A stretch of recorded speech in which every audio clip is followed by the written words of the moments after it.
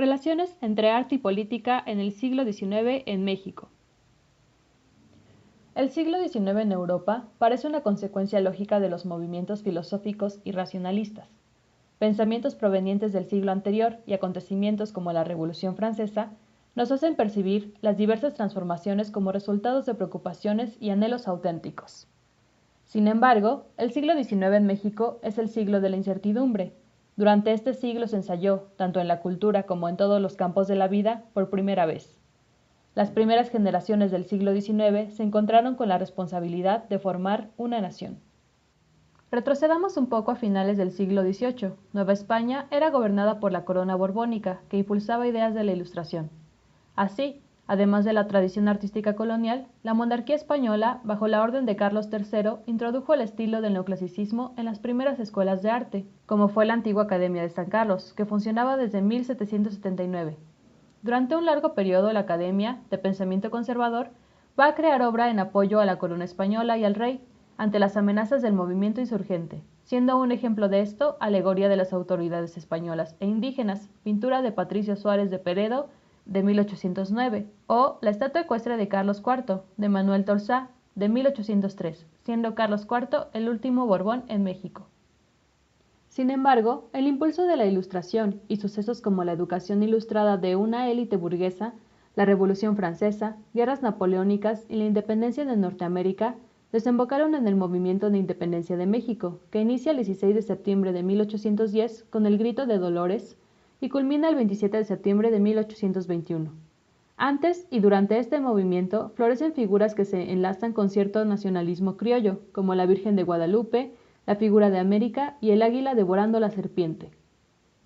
Surge así una necesidad de identidad y definición del ser, que conduce a un exacerbado patriotismo, el cual se refleja en las críticas tanto del país como del arte. La tradición española comenzó a ser rechazada y considerada atrasada ante otros países que México volteaba a ver. Así, el mexicano del siglo XIX vive entre dos posturas aparentemente irreconciliables. Por un lado, la tradición católica española, cuyos valores se cimentaron por 300 años, y por otro, los ideales europeos que nacieron con la Revolución Francesa. Ante la tarea de conformar una nación, se buscaron soluciones en ideólogos de la Ilustración. Una de las vías que encontraron fue el fomento a las bellas artes. El arte debía ser un puente, el camino más digno para alcanzar a los países más adelantados.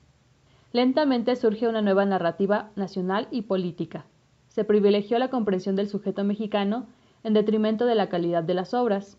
Por ejemplo, el cuadro anónimo de la patria liberada por Hidalgo e Iturbide, Alegoría de la Independencia, creado en 1834, carece de la calidad acostumbrada anteriormente y tiene fuertes errores de proporción. Aunque hay obras que dan cuenta de la independencia, en realidad no fue un tema tan recurrido por los pintores de la década de 1820, pues, como pintores de la Academia, no estaban de acuerdo con el movimiento insurgente ni con los héroes patrios. Fue el breve imperio de Iturbide, el cual contó con la participación de los artistas, siendo este conservador. En Alegoría de la coronación de Iturbide, de José Ignacio Paz, creado en 1822, observamos una iconografía basada en la mitología clásica y, por lo tanto, una influencia neoclasicista. Se observa un cuadro rodeado de figuras alegóricas, como la fama, el tiempo, la fe, la paz y la caridad. Detrás de Iturbide aparece la figura alegórica de la patria mexicana portando una túnica neoclásica y un penacho de plumas tricolor. Hay una asociación entre Hércules e Iturbide, pues el hijo de Zeus también corona al emperador. Así, mediante esta pintura, Iturbide hereda la dignidad de los reyes hispánicos, al ser coronado por antepasados míticos de los antiguos monarcas. Aunque los acontecimientos liberales no se apegaban a los pensamientos conservadores de los académicos de San Carlos, la pintura de historia recurrió a otros personajes. Por ejemplo, en la pintura de José María Obregón de 1856, inspiración de Cristóbal Colón, observamos a un personaje no representado como el arquetipo del gran hombre cuya osadía y tenacidad se opone a los intereses mezquinos, sino a un Cristóbal Colón humanizado, genio, guiado por Dios, posando en la soledad de una roca y esperando la inspiración divina, siendo muy evidente la influencia del romanticismo. La guerra civil que se dio a mediados del siglo entre las distintas facciones que buscaban el poder no quedó registrada por la pintura, y las invasiones extranjeras fueron plasmadas en obras de artistas de otros países.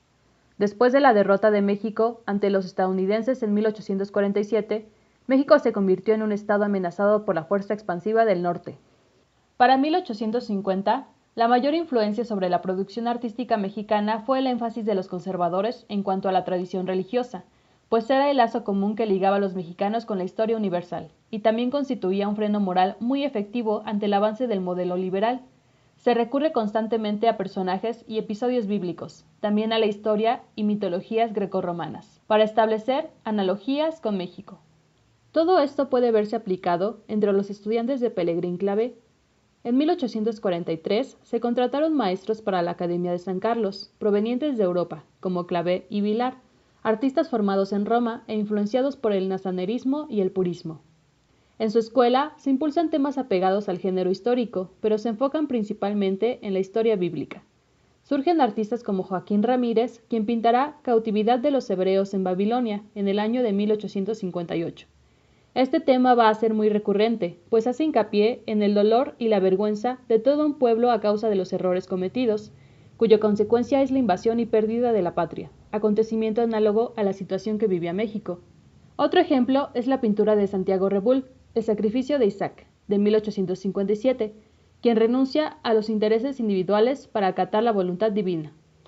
Poco a poco, hay un gradual abandono de los temas de inspiración bíblica a favor de una iconografía reconociblemente arraigada, a la vez que en México se adopta un proyecto cultural y artístico de liberalismo triunfante.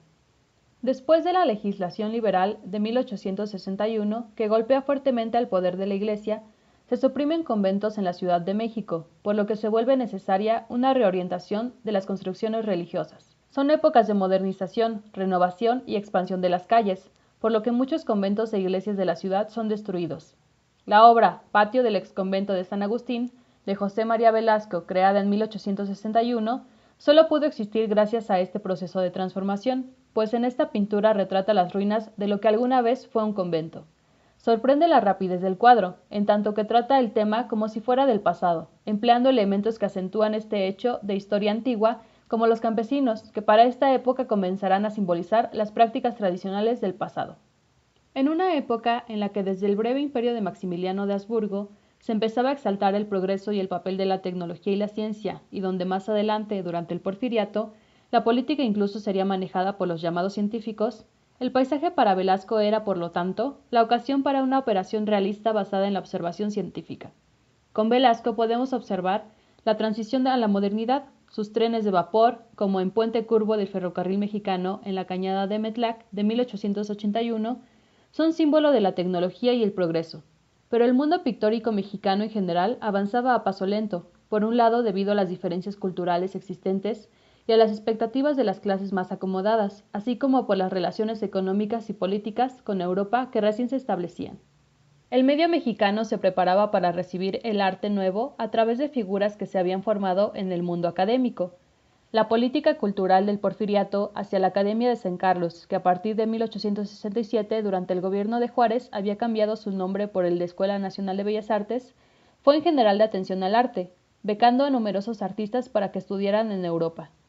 En el año de 1898 se fundó la Revista Moderna, con el trabajo de poetas y artistas como Jesús Valenzuela, José Juan Tablada, Antonio Caso, Germán Gedovius, Julio Ruelas, entre otros, representando un punto de encuentro de una generación de la que surgirían muchas figuras innovadoras. Julio Ruelas estuvo fuertemente influenciado ya por un simbolismo alemán, pues se formó en Alemania entre 1891 y 1895. Ruelas producía gran parte de sus obras para ilustrar dicha revista. Es destacable la pintura de La entrada de Don Jesús Luján a la Revista Moderna, creada en 1904. Su lenguaje simbolista representó una ruptura con la continuidad clasicista del siglo XIX. Realizó también de vuelta en Europa muchos grabados con el tema de la muerte, tema recurrente en aquellos tiempos de fin de siglo. Paralela a la afirmación de una incierta modernidad, se desarrolla en México la carrera de José Guadalupe Posada. Es considerado por muchos como el iniciador del modernismo en México. Continuó con la tradición de la estampa y la sátira, sirviéndose de la caricatura para difundir el malestar popular o la voz de oposición en las luchas políticas del Porfiriato. Empleó la iconografía tradicional, medieval y colonial. La vida de los habitantes de la Ciudad de México está representada en sus dibujos y en toda la prensa de aquellos años. Juntos constituyeron las críticas hacia el porfiriato, que tuvo su desenlace en la Revolución. Como vimos, el siglo XIX en México, en cuanto a la política y el arte, está lleno de vertientes que deben ser comprendidas a la luz de su historia, y deben considerarse en menor medida las influencias europeas y extranjeras, que si bien están presentes, en México asumen otras formas y características propias.